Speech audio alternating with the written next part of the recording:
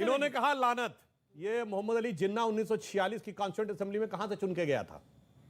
ढाका से ना, चिटगांव से ना, लाहौर, कराची, रावलपिंडी, पेशावर नहीं, बम्बई से चुन के गया।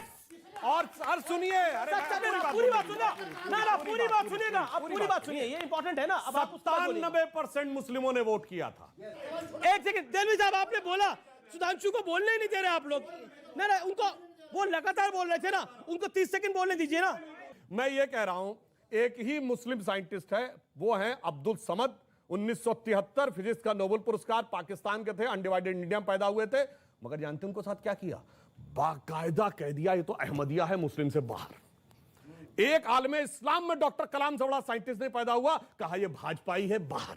2007 में कलाम साहब को दूसरा टर्म मिले न मिले, इसके लिए सारे सेक्युलर एक थे, और 2007 में अफजल गुरु की क्लीमेंसी यानी क्षमा याचना के लिए सब एक थे। अरे जो अच्छा आ जाता है उसको तुम फेंक देते हो, अपराधी, आतंकवादी सबको अपने साथ ओढ़ लेते हो।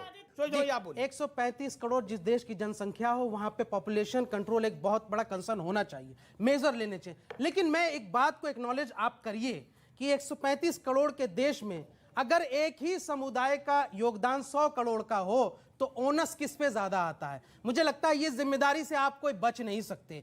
आप सवाल ये उठता है कि 14% की मीगर पॉपुलेशन मुस्लिम्स की, आप सारा ओनस देश की जनसंख्या पे उस पर, अरे 100 करोड़ की आबादी का योगदान कितना बड़ा है इस जनसंख्या विस्फोट में, इसको एक्नॉलेज कब करेंगे आप?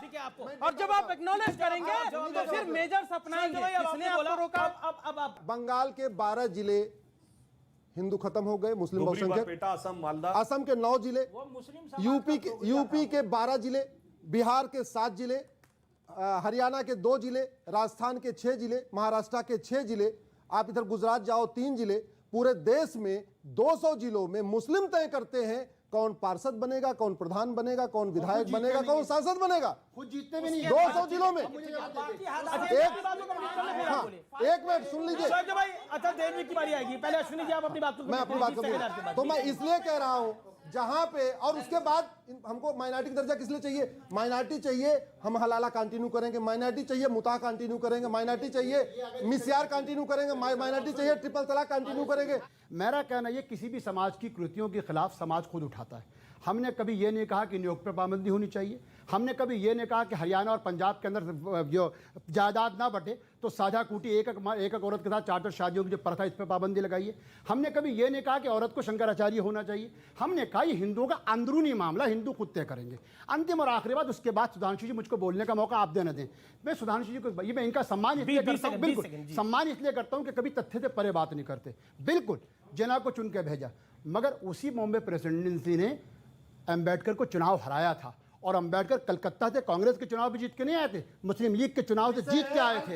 इसका मतलब ये है कि उस वक्त की सियासत, आप सुन तो ये मतलब मैं सुधांशु जी को मैं सुधांशु जी का सम्मान करता हूं, बिल्कुल जिन्ना को भेजा था। लेकिन लोग जानते हैं कि 2 गुजरातियों की साजिश से नाम नहीं लूंगा, एक तो मेरे लिए बहुत कद उनका बहुत ऊंचा हो गया है, उनकी साजिश से अंबेडकर को चुनाव हराया गया था, और मुस्लिम लीग ने अपनी सीट देके बंगाल तो उनको भेजा था। हर जगह बिल्कुल इन्होंने सही कहा। एक तो बात इन्होंने स्वीकार कर ली कि अंबेडकर जी को कांग्रेस ने चुनाव हराया था। वो कद्दावर आपसे बहुत बड़ा कद हो गया उनका, दूर से नजर आते जहाज में भी, जिन्होंने हराया था अंबेडकर को। मतलब आप सरदार वल्लभ भाई पटेल को कह रहे हैं? नाम तो ले, और क्या कह रहे हैं? सरदार वल्लभ भाई पटेल से तो पुरानी दुश्मनी है कई लोगों की, डॉक्टर अम्बेडकर, क्योंकि उन्होंने कई निजामों को हटा दिया था ना।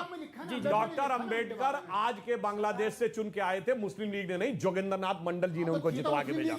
पूरा बात बोलिए, दाएं बाएं मत करिए। बाद में उनको जिन्ना ले गए, क्या ख्वाब दिखा के, ये SC ST का हम बड़ा महान काम करेंगे। और उसके बाद उन्होंने लिखा कि गांवों में घुसकर उनके सामने 2 ही शर्तें रखी गई, वही जो आज कश्मीर फाइल्स में दिखाया जा रहा है, या तो कन्वर्ट हो जाओ या कट जाओ। ये स्कूल की प्रिंसिपल भी है, ये कुछ कहना चाहती है। मैं 22 साल से प्ले स्कूल चला रही हूँ। हर साल मेरे पास एक मोमडन बहन आती है और बोलती है 10 बच्चे हैं मैडम, फीस कैसे दूं? 12 बच्चे हैं मैडम, खिलाऊं कैसे? मेरा पति तो दर्जी है, 3000 लाता है। मुस्लिम भाइयों से मेरी गुजारिश है, आप गलत को गलत नहीं, इससे एक का ड्रेस आप ले लेंगे, 1000 का ड्रेस कैसे लेंगे? एक का ड्रेस ये दे देंगी, 1000 का ड्रेस कैसे देंगी? ठीक है ठीक है, अब ठीक है, शांत बैठ रहिए। देखिए नैरेटिव, एक मिनट सुनिए, सुधांशु सुधांशु एक सेकंड, आखिरी दौर, नैरेटिव आखिरी यह दौर है है, कि- आखिरी दौर है, सुनिए। आखिरी दौर 30 सेकंड। नैरेटिव क्या है कि 10 बच्चे अल्लाह की देन है और फिर बेरोजगारी मोदी की देन है। जी यही इन्होंने नैरेटिव बना के रखने का प्रयास करते हैं। ठीक है, सोच दो भाई, 10 सेकंड। भारतीय संस्कृति से बहुत प्यार करते हैं, राजा दशरथ से और राम जी से भी बहुत प्यार करते हैं।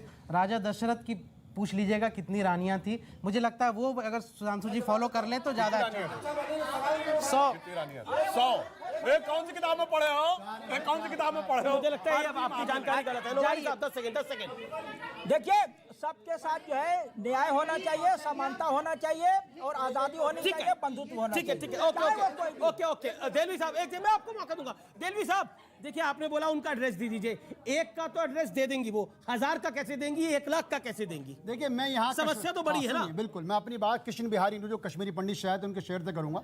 सच घटे या बढ़े तो सच न रहे, झूठ की कोई इंतहा नहीं। आज उन्होंने 10 कहे, कल ये भी कह सकते हैं हमारे 100 बच्चे होते हैं। इसलिए ये बातें सुनने की हमको आदत है, हम रोजाना अपने बच्चों को बताते हैं ऐसे शो देखो, खुश हो कि हमारे बारे में क्या क्या चल रहा है, हमें कोई फिक्र नहीं है। सुनिए जी। अरे आपके पास कोई एड्रेस होगा नहीं, दोगे कहाँ से? सुनिए, आपके पास कुछ है? एक मिनट अरे सुनिए, अच्छा ठीक है, नहीं अब देखिए, प्रोपेगेंडा हम जानते हैं। हाँ सब प्रोपेगेंडा है। अरे सुनिए मौलाना साहब, देलवी साहब, आपने एक शेर बोला है, इन्होंने बोला है कि सच, सुनिए तो एक सेकंड सुन लीजिए, पूरी बात सुन एक लीजिए। मिनट सुनिए। बोलिए। इन्होंने एक शेर बोला कि सच घटे या बढ़े तो सच न रहे, मगर झूठ की कोई इंतहा नहीं।